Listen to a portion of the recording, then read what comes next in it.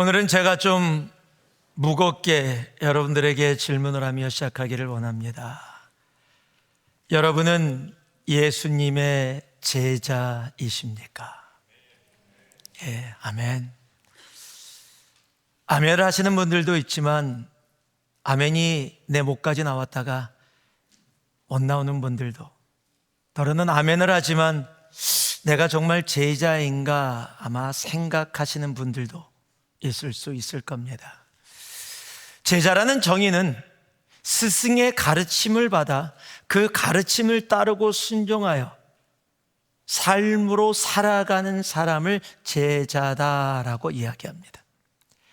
그렇다면 예수님의 제자라면 예수님의 가르침과 삶을 받아서 그 가르침을 그대로 살아가고 또 그 삶을 본받아서 그 삶을 주님이 걸어가셨던 그 길을 나도 걷겠습니다라고 결단하고 헌신하며 나아가는 사람들을 우리는 예수님의 제자다라고 이야기할 수 있을 겁니다.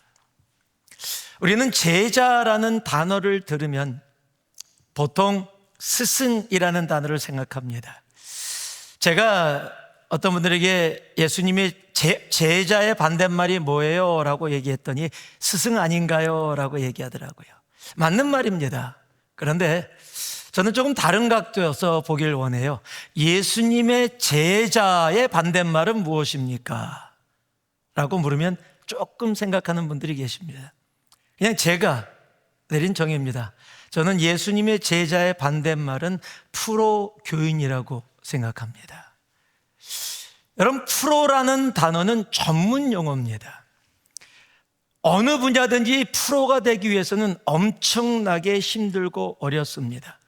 자기의 시간도, 자기의 물질도, 자기의 은사도 다 투자해도 프로로 나아가기가 결코 쉽지가 않습니다. 그만큼 프로가 되는 것이 어려워요. 우리가 유튜브에서 본 기억이 있는 분 계실 겁니다. 한국 분인데 발레리나인데 프랑스에서 그 유리벽을 뚫고서 그 발레의 본거지 같은 그 유럽에서 정말 우뚝 서기 위해서 얼마나 고생하고 힘들었든지 아침부터 저녁까지 쉼 없이 연습하고 또 연습하고 또 연습해서 그 아름답게 춤추는 그 발레리나의 모습, 그러나 감춰진 그 발의 모습을 보여주는데 발이 꺾이고 너무 고통스러운 모습처럼 돼 있는 그 모습. 여러분, 프로가 되기 위해서 결코 쉽지 않거든요. 그것이 발레뿐만 아니라 피겨 스케이팅도 마찬가지고요, 축구도 마찬가지고, 야구도 마찬가지고, 우리들이 많이 좋아하는 골프도 마찬가지입니다. 야구 들어봤더니요, 프로가 되기 위해서는 매일 배트를 1000번 이상 똑같은 공에 해야 되고요, 골프도 그렇게 해야 된다 그러더라고요. 내가 천천히 쉬면서 나갈 때 즐기면서 하는 골프와 내가 프로로 살아가는 골프는 완전히 다를 거예요. 저는 이해 잘 못합니다. 왜냐하면 1년에 한 번도 휘두를까 말까 하는 상황이니까 하루에 1000번을 넘게 골프 스윙을 해야 된다라는 자체가 이해가 되지 않습니다. 여러분, 프로가 된다라는 것은 결코 쉬운 일이 아닙니다. 여러분, 그런데요, 세상에서 프로가 되는 게 그렇게 어렵지 않은 단 한 분야가 있습니다. 오늘 제가 얘기한 프로 교인입니다. 즉, 프로 교인이 뭐냐?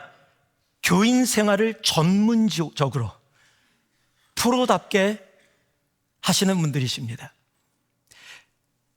여러분, 프로가 되려면 굉장히 힘들지만 프로 교인이 되는 데는 전혀 어렵지 않습니다. 자동으로 되어질 수 있습니다. 조금 시간만 있으면 됩니다. 교회에 일주일에 한 번, 아니 한 달에 한두 번만 와도 됩니다. 와서 1시간 정도 예배 드리고 끝나고 사람들과 만나서 세상 얘기 좀 하다가 마음에 안 드는 사람 조금 얘기 좀 하고, 그 사람은 왜 그런데, 저 사람은 왜 그런데, 교회는 대체 왜 그런데 하고 좀 얘기 나누다 보고 같이 웃고 얘기하다가 집에 가는 걸 그냥 반복하면 돼요. 그렇게 몇 년 지나면 아주 전문직이 되어집니다. 교회 생활이 너무 익숙해집니다. 그리고 아무 문제 없이 교회 생활하는데 부담 없이 생활할 수 있습니다. 성경 공부 안 해도 됩니다. 단기 선교 안 나가도 되고요, 봉사 안 해도 됩니다. 그냥 자연스럽게 될 수 있습니다.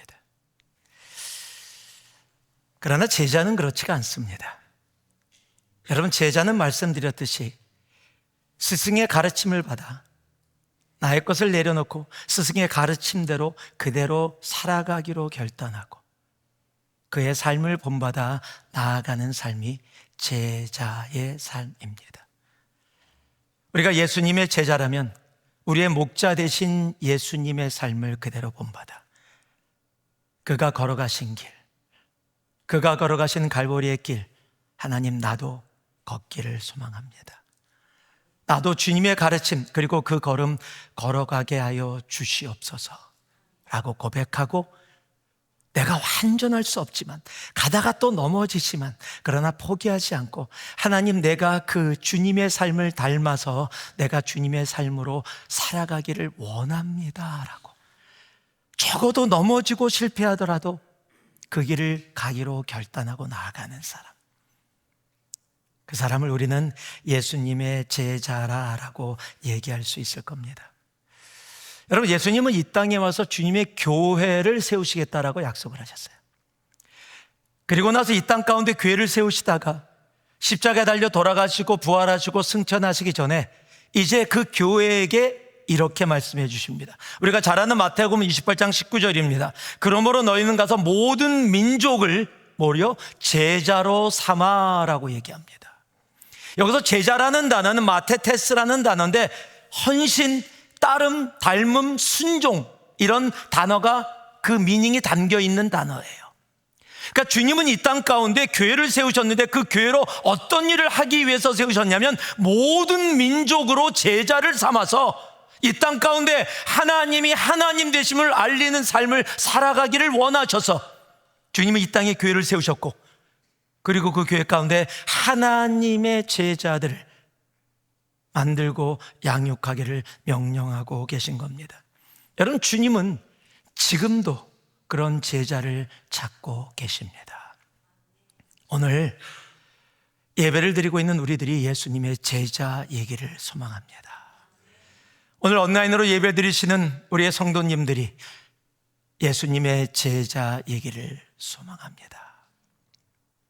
하나님은 프로 교인을 찾으시지 않아요. 교회 생활 익숙하고 잘하는 모습이 아니라 오히려 교회 생활이 어눌하다 하더라도 주님이 원하시는 그 말씀의 삶을 따라가는 삶. 여러분, 이 세상은요, 교인이 없어서 교회가 어려운 것이 아닙니다. 여러분, 교회에 교인이 많으냐 적으냐는 그렇게 문제가 되지 않아요. 많을 수도 있고 적을 수도 있습니다. 그런데 중요한 것은 그 교회에 교인들이 많으냐 아니면 예수의 제자들이 많으냐는 엄청나게 다른 차이를 가져온다는 사실이에요.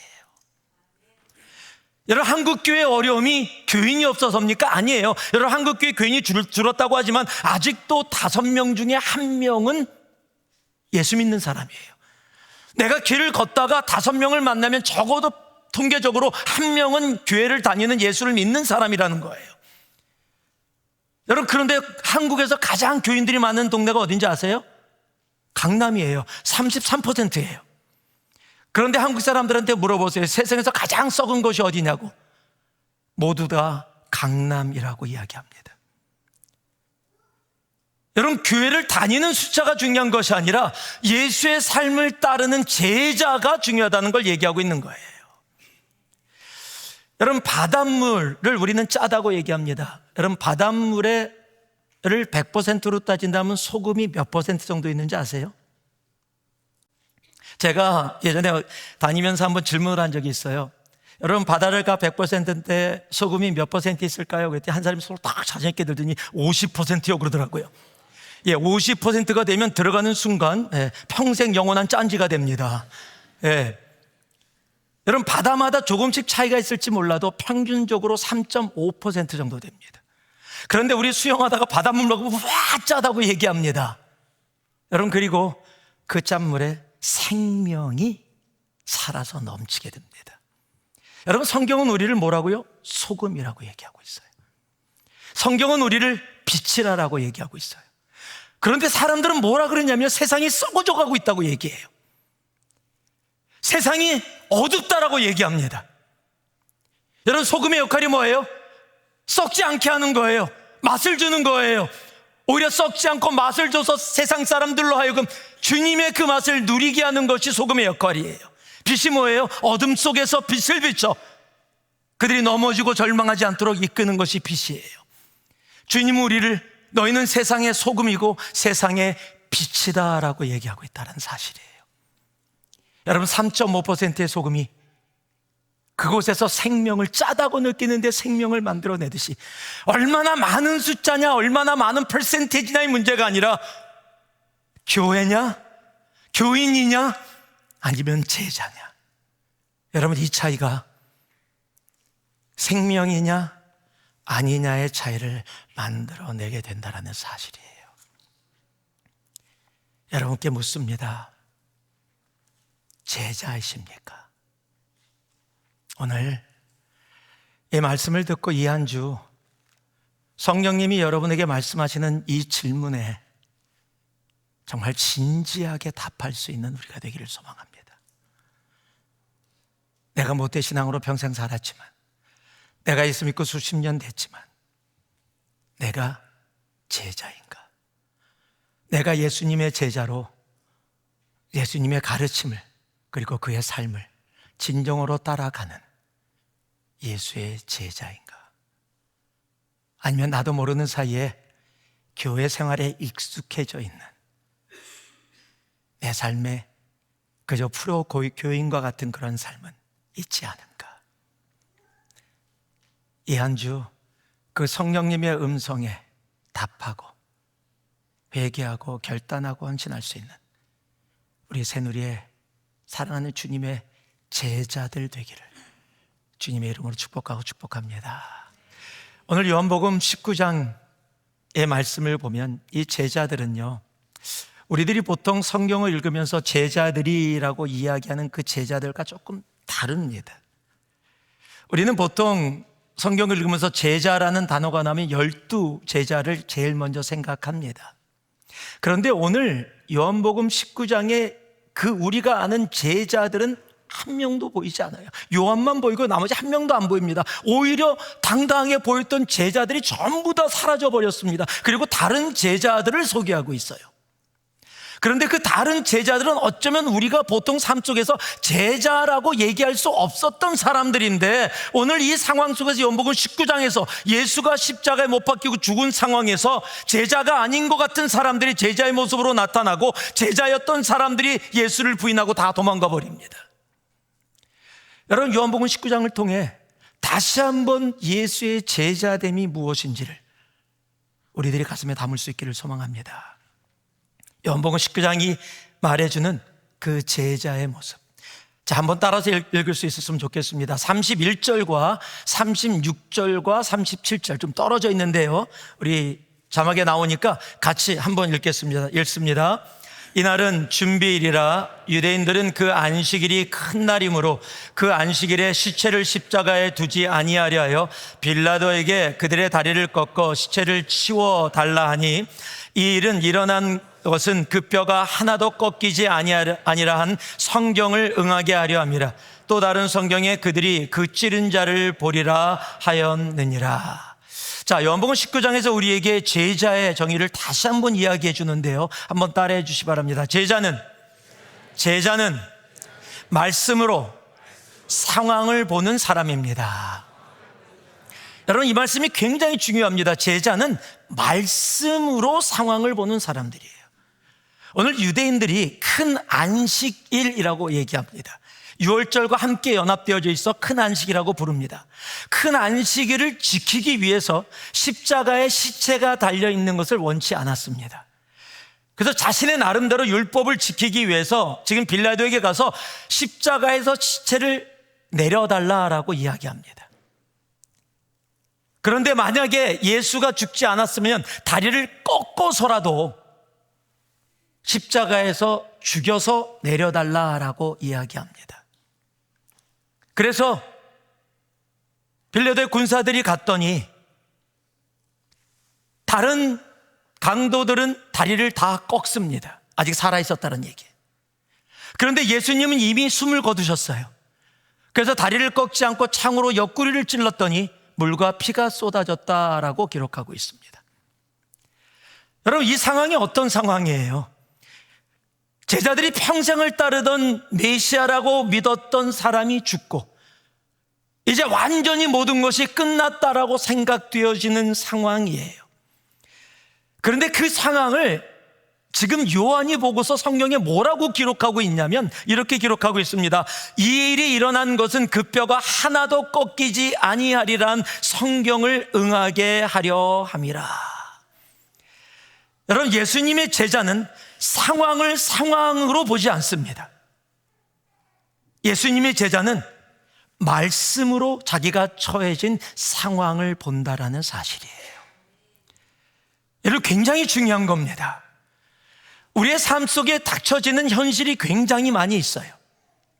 여러분, 그 현실을 내가 상황으로 해석하기 시작하면, 내가 그 현실을 현실로 해석하기 시작하면 정말로 예수 믿는 게 힘들고 어려우실 때가 너무도 많아요. 그런데 그 상황을 내가 말씀으로 보기 시작할 때 하나님 우리를 통해 진정한 예수의 제자된 삶이 무엇인지를 살게 해주신다는 사실이에요. 여러분, 성경은 상황을 상황으로 해석하지 않고 상황을 말씀으로 바라본 사람들의 역사입니다. 여러분, 왜 다윗이 그냥 양들을 치고서 재미있게 지내고 있었고 자기는 뭐 특별한 거 없이 양 치면서 좋은 시간 보내고 있었는데 갑자기 사무엘이 오더니 너는 이스라엘의 왕이 될 것이다 라고 기름 부어서 왕으로 만듭니다. 엄청난 일이죠. 하나님이 너를 왕으로 삼으셨다 말씀하셨어요. 그리고 나서부터 일이 꼬이기 시작합니다. 하나님의 말씀이 임했는데 그 다음부터 인생이 힘들어요. 조금 괜찮아졌던 건 사울 왕의 사위까지 갔어요. 그래서 되나? 그러나 왕 된다라는 것은 도저히 불가능해요. 사울이 있고 요나단이 있는데 자기가 어떻게 왕이 되어져요? 정말 힘들고 어려운 일이에요. 불가능한 일이에요. 그냥 거기에 머문 것뿐만 아니라 이제 쫓겨가기 시작합니다. 너무 힘들고 침까지 흘리고 살아야 되고 동굴로 피해서 다니는 엄청난 험난한 삶을 살게 되어집니다. 여러분, 그런 와중에 사울 왕이 자기 앞에 와요. 얼마든지 죽일 수 있는데 다윗이 뭐라 그럽니까? 하나님이 기름 부은 자를 내가 할 수 없다라.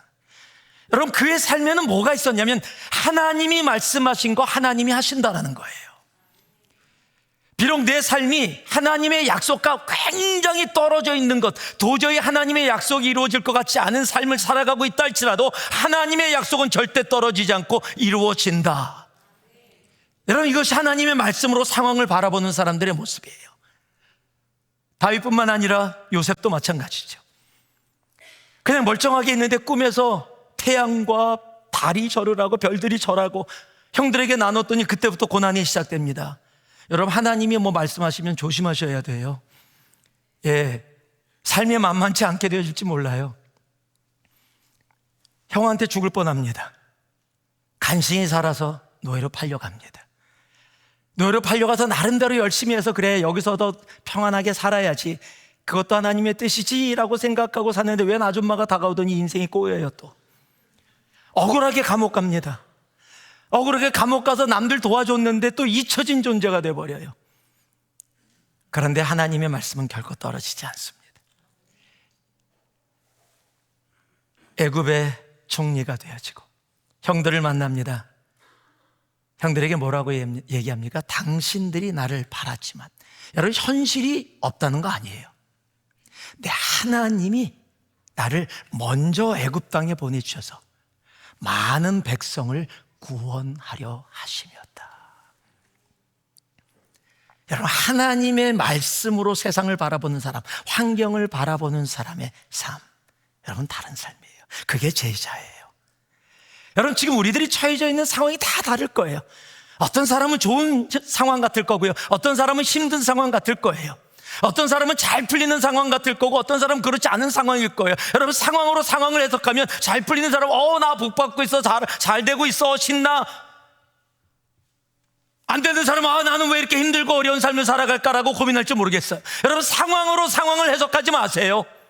여러분, 말씀으로, 그것이 좋은 상황이든 힘든 상황이든 여러분 말씀으로 바라볼 때 우리의 삶은 하나님이 약속하신 그 걸음을 걷게 되어지고, 여러분 그것이 바로 제자의 삶이라는 사실이에요.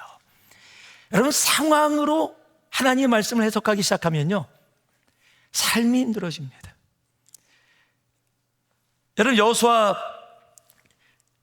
17장에 보면은요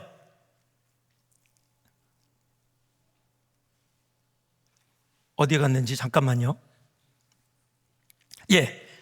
여호수아 19장에 보면은 이스라엘 백성들이 가나안 땅에 들어가서 가나안 땅을 분배하는 이야기가 나옵니다. 모든 지파들에게 땅을 분배하기 시작했는데 이제 단지파의 순서가 됐습니다. 단지파의 순서가 됐더니 단지파에게 하나님이 어떤 땅을 줬냐면 서쪽 평야 땅을 줬어요. 이스라엘 선교지를 가신 분들은 알겠지만 굉장히 좋은 땅입니다.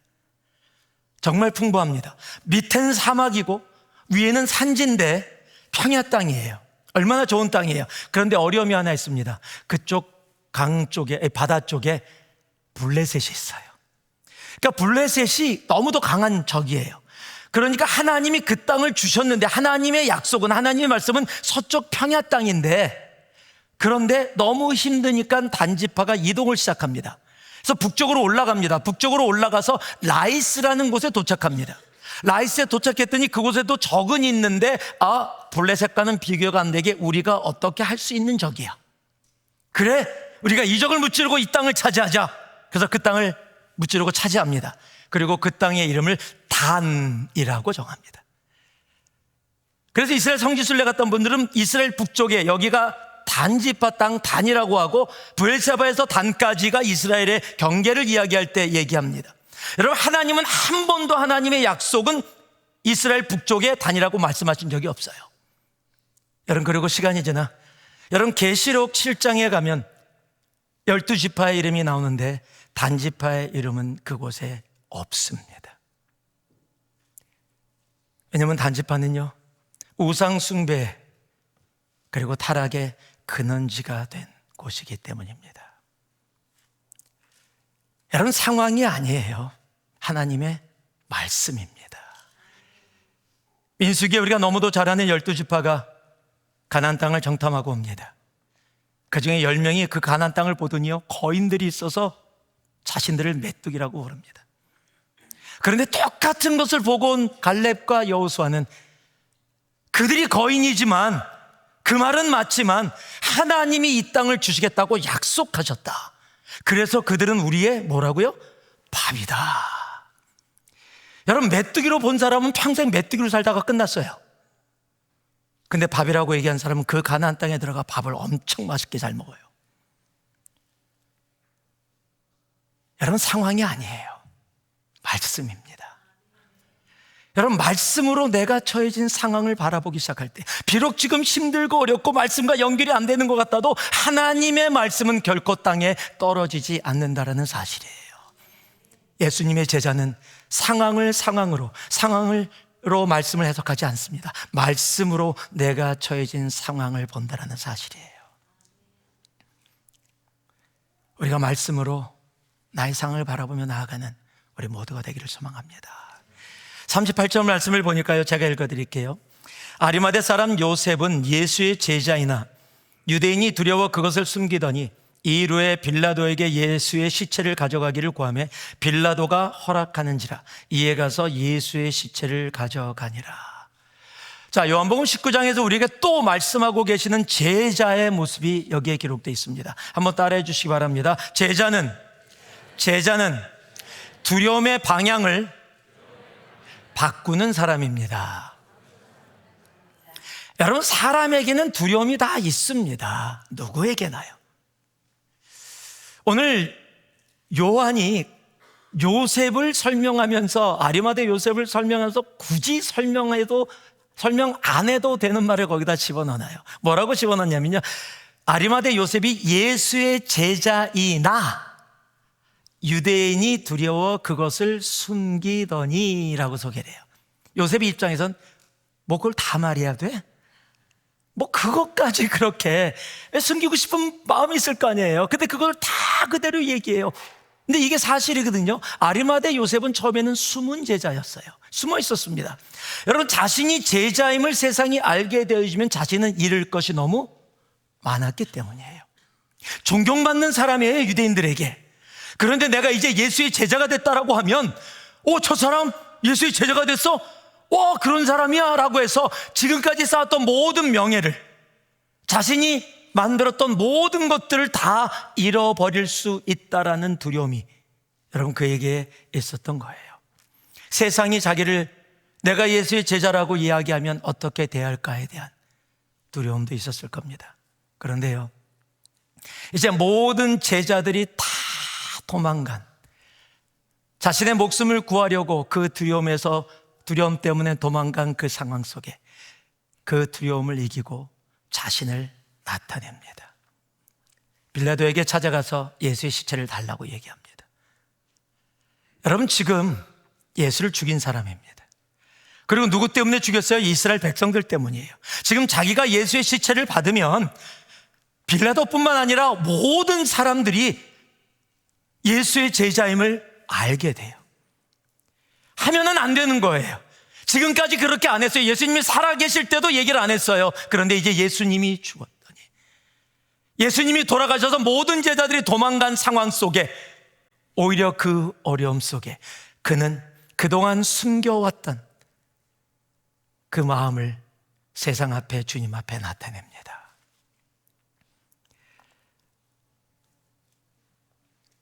여러분, 요셉은요, 자신이 세상을 향해서 가졌던 두려움을 버린 것이 아니에요.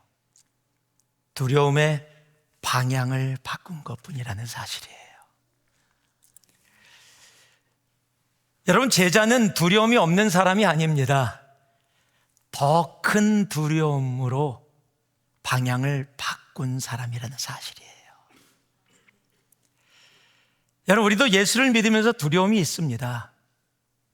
잃을 것에 대한 두려움, 관계를 잃을까봐, 사람을 잃을까봐, 건강을 잃을까봐, 돈을 잃을까봐, 지금까지 내가 쌓았던 모든 명예를 잃을까봐, 내가 가진 것 잃을까봐, 여러분 다 두려워합니다.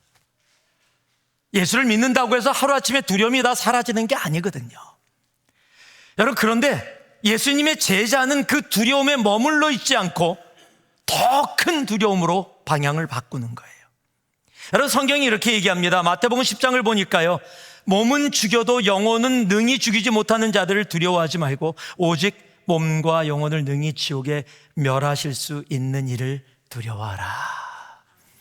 잠언 29장은요, 사람을 두려워하면 올무에 걸리게 되거니와 여호와를 의지하는 자는 안전하리라. 잠언 9장은요, 여호와를 경외하는 것이, 두려워하는 것이 지혜의 근본이요 거룩하신 자를 아는 것이 명철이니라. 여러분, 주님의 제자는요, 잃을 것을 두려워하게 되어지면 피하게 되어지지만 하나님을 두려워하면 순종하게 되어집니다. 여러분, 내 삶에서 두려움이 없어야 내가 신앙의 삶을 살아갈 수 있는 게 아니라 그 두려움의 대상이 하나님으로 바뀌었을 때 우리는 예수님의 제자로 살아갈 수 있게 되어지는 거예요. 우리의 삶 속의 두려움은 무엇입니까? 어떤 분은 관계에 대한 두려움이 있을 거예요.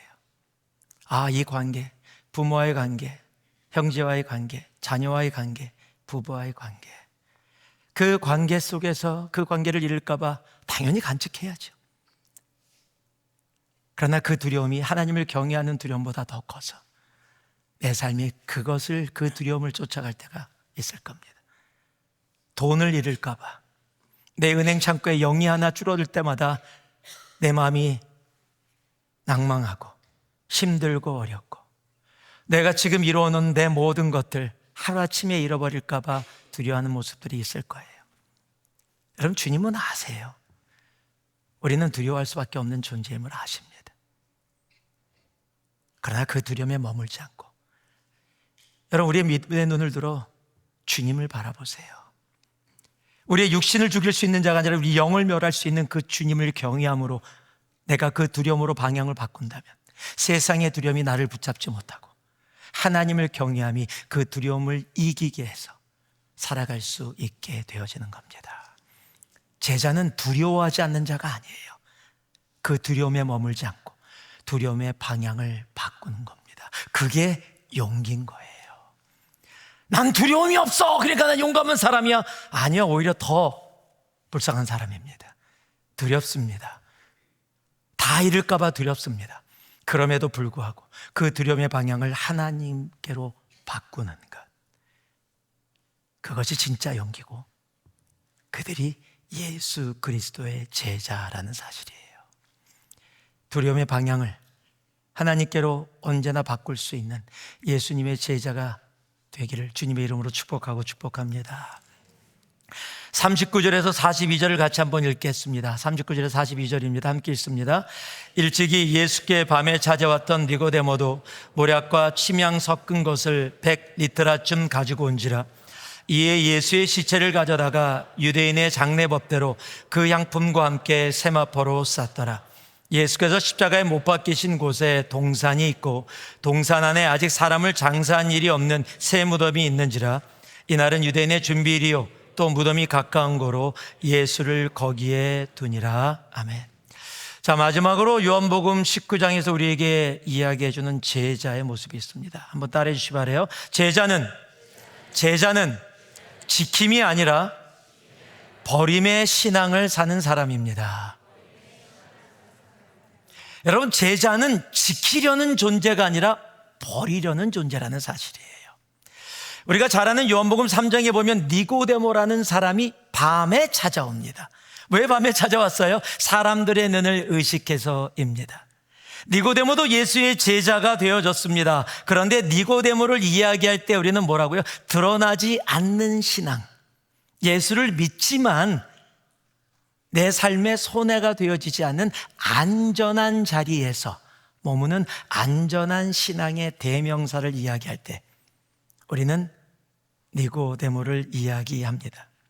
그런데 예수님이 살아계시고 기적을 행하실 때도 자신을 제자라고 얘기하지 않았던 사람이, 안전한 자리에 머물러 있었던 사람이 지금 예수님이 십자가에서 죽으셨고 예수님을 나는 예수님의 제자야 라고 당당하게 쫓아갔던 제자들은 다 도망가 버렸는데 니고데모는 예수님이 돌아가시고 십자가에서 그렇게 있는 그 상황 속에 자신을 공개적으로 나타냅니다. 그러면서 그가 어떻게 주님 앞에 나왔냐를 기록하는데 몰약과 침향 100리트라를 가지고 왔다라고 해요. 여러분, 여기서 지금 100리트라라는 이 양은 왕이 죽었을 때 왕을 할 때 장례에 쓰여지는 양이에요. 그 얘기는 뭐예요? 이제 내가 단순하게 조금 동량한 것이 아니라 내가 가진 모든 것으로 그가 메시아였음을, 내가 그의 제자였음을 세상에 공표한 것이라는 사실이에요. 아리마대 요셉은 어떻습니까? 새 무덤입니다. 아무도 쓰지 않았던 겁니다. 이스라엘 사람들이 그 무덤이 아리마대 요셉인 것 세상 사람 다 압니다. 그런데 그 자리에 예수 그리스도의 시체를 모신다면 그것은 세상에 내가 예수의 제자다라는 것을 공개적으로 나타내는 일입니다. 잃을 것이 많았습니다. 그래서 자기가 가진 것을 지키기 위해서 안전거리를 뒀던 사람들이에요. 나 예수 믿지만 나 예수 제자고 나 속으로 응원해. 예수님 화이팅! 난 예수님 편이에요. 그렇지만 속으로, 삶에서는 유대인으로 세상 사람들의 존경을 받으며 내가 가진 거 잘 지키면서 살아갑니다. 그런데 그들이 예수님의 십자가 앞에 자신을 공개적으로 나타냅니다. 여러분, 이 모습은요, 자신의 신분을 버린 거고요, 이제 자신이 이루었던 모든 것을 버린 거고요, 자신의 안전도 내려놓은 겁니다. 너가 예수의 제자였어? 지금까지 우리를 속인 거야? 너희들이 어떻게 그럴 수 있어? 라고 손가락질 받고 가진 거 다 잃어버릴 수 있는 그 상황 속에 이제 그 모든 것, 내가 지켜왔던 것 버리고 예수를 선택하고 나아간 것. 여러분, 제자는 지키는 자리가 아니에요. 제자는 버리는 자리입니다. 왜냐하면 예수님이 이 땅에 오실 때요, 어떻게 오셨는지 빌립보서 2장에 이렇게 얘기합니다. 그는 근본 하나님의 본체시나 하나님과 동등됨을 취할 것으로 여기지 아니하시고 오히려 자기를 비워 종의 형체를 가지사 사람들과 같이 되셨고. 여러분, 예수님이 이 땅에 오시면서 하나님과 동등된 모든 것 다 가지시고 누리실 수 있음에도 불구하고 그거 다 버리고 이 땅에 오셨기 때문에 종의 몸으로, 사람의 몸으로, 그리고 십자가에 달려 죽기까지 자신을 비우셨기에, 여러분, 우리가 감히 이곳에서 하나님을 아버지라 부르며 예배를 드리고 있게 된 거예요. 우리의 스승인 예수님이 그가 버리셨다면, 여러분, 우리도 제자라면 지킴이 아니라 내가 좀 편하기 위해, 내가 좀 누리기 위해 지키는 자리가 아니라 주님을 위해 여러분 버릴 수 있는 자리, 내 건강도, 내 물질도, 내 은사도, 내 생명도, 이거 하나님이 다 주신 건데, 주님이 십자가에 달려 돌아가시고 부활하셔서 우리에게 다 주신 건데 꼭 내 거인 것처럼, 주님은 자신의 것도 다 버리셨는데 우리는 이거 간직해야 좋은 것인 양 착각하며 살아갑니다.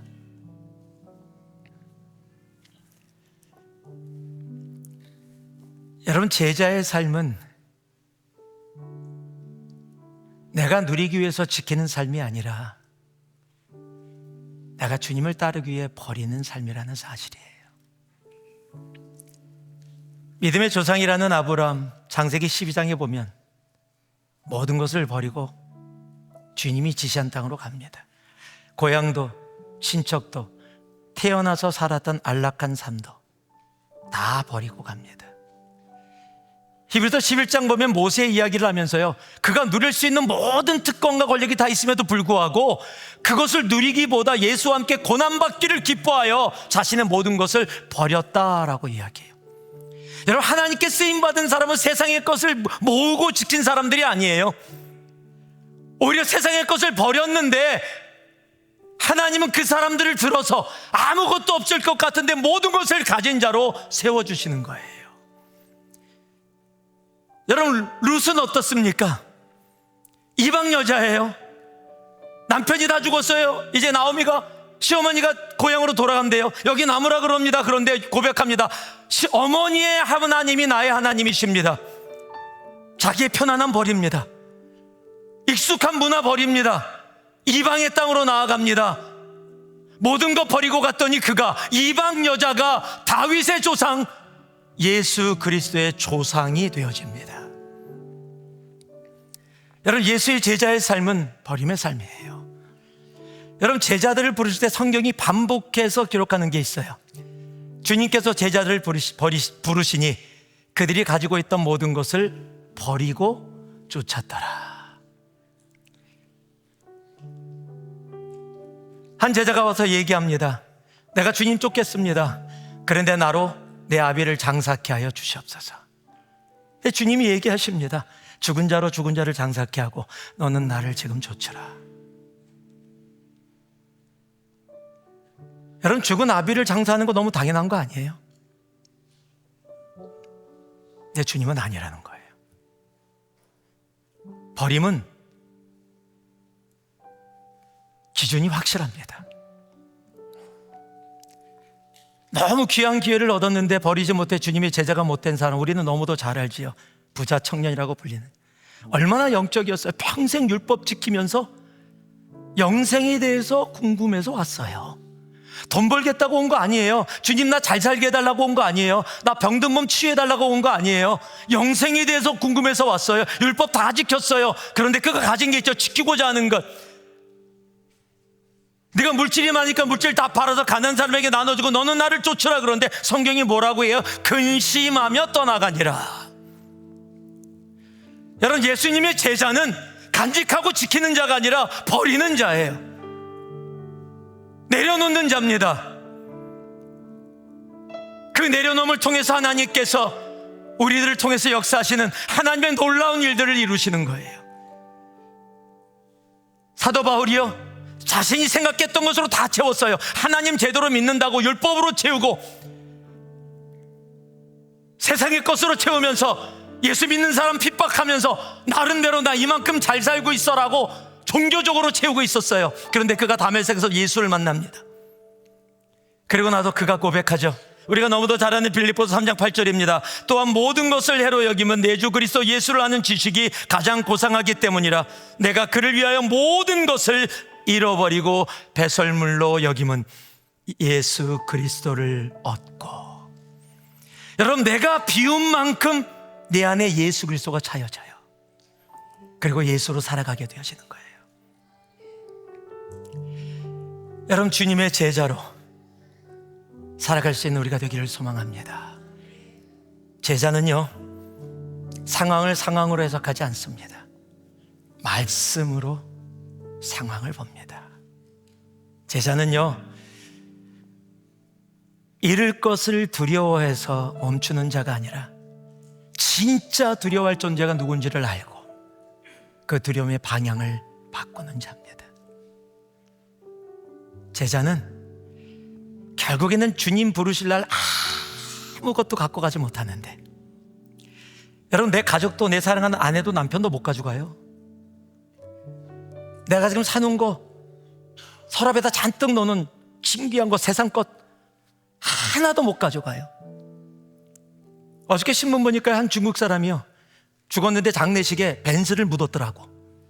진짜로요. 벤츠 번호가 888이에요. 중국 분들은 다 888 좋아하거든요. 멀세디 벤츠를 죽는데 묻었어, 같이. 와, 이 아까운 거 못 갖고 가요. 그 묻는 사람 모두 다 그랬을 거예요. 주여, 주는 안 부르겠지만 얼마나 바보 같은 짓이에요. 여러분, 가져갈 게 아무것도 없는데 뭘 그렇게 간직하겠다고, 뭘 그렇게 지키겠다고. 여러분, 우리가 지킬 수 있는 게 아무것도 없는데 우리가 지키겠다고. 여러분, 예수님의 제자는 지키는 자가 아니에요. 다 내려놓고 다 버렸더니 내 속에 예수 그리스도로 가득 차 주님 오시는 그날 영원한 천국에서 내가 이해할 수 없는, 내가 상상할 수 없는 것으로, 하늘의 것으로 채워주시는 그 놀라운 체험 가운데 나아가게 되는 것이 바로 예수 그리스도의 제자라는 사실이에요.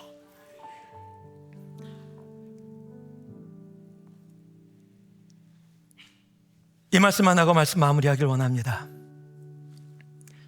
이번에 유한침주로 선교사, 한인 선교사, 침례 선교사 대회에서 한국에서 하나 오신 목사님이 말씀을 하시면서 자기 친구가 아프리카 선교사로 갔는데 자기는 목사고, 하루는 아프리카 선교사 전화를 받았답니다. 근데 대뜸 이렇게 얘기를 하는 거예요. 너 순교할 수 있어? 그래서 목사님이 생각하지도 않았던 질문, 그래, 순교, 내가 목사인데 순교해야지. 그랬더니 그 선교사님이 그랬어요. 나는 아프리카에서 선교하면서 정말 힘들고 어려운데 내가 한 가지만 부탁할게 하면 해볼래? 그러더래요. 뭔데? A4 용지, 한국은 A4죠. 우리는 레러 용지인데 A4 용지 있냐? 그래서 있다고. 그럼 전화로 한 장을 찢어보라 그러더래요. 쭉 찢었어요. 뭐 A4 용지 찢는 게 뭐가 그렇게 어려워요. 그냥 쭉 찢어지죠. 또 한 번 찢어버려요. 또 한 번 찢었어요. 또 한 번 찢었어요. 찢은 게 이만큼 쌓였어요. 너 꽤 많이 찢었지만 많이 찢었다. 그런데 그게 365장 쌓였으면 너 한꺼번에 찢을 수 있니? 그러더래요. 아니, 레러 용지, 그 A4 용지 365장이면 꽤 두꺼울 텐데 그걸 어떻게 찢어요? 못 찢죠. 우리가 뭐 삼손도 아니고 어떻게 찢겠어요? 안 되지. 그러면서 이렇게 얘기하더래요. 내가 매일 순교하지 않으면, 정말 순교할 상황이 되어졌을 때 순교할 수 없겠더라.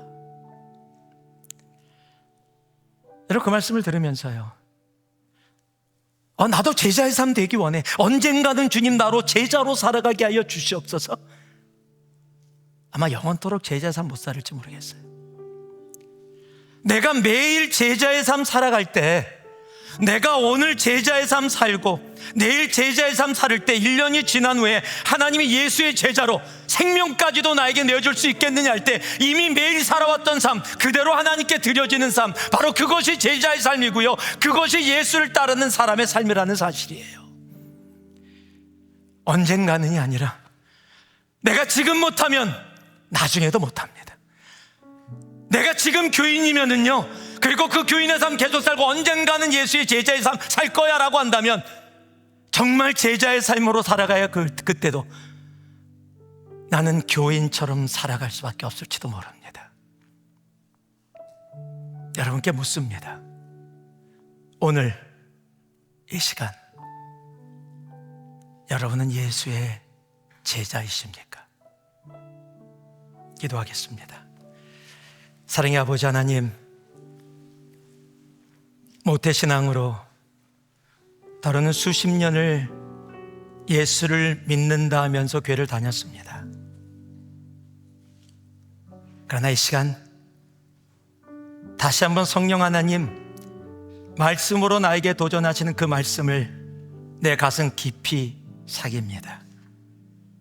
주님, 오늘 다시 이 순간 제자로 살게 하여 주시옵소서.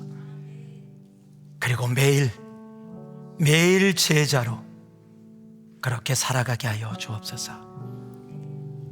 예수님 이름으로 기도합니다. 아멘.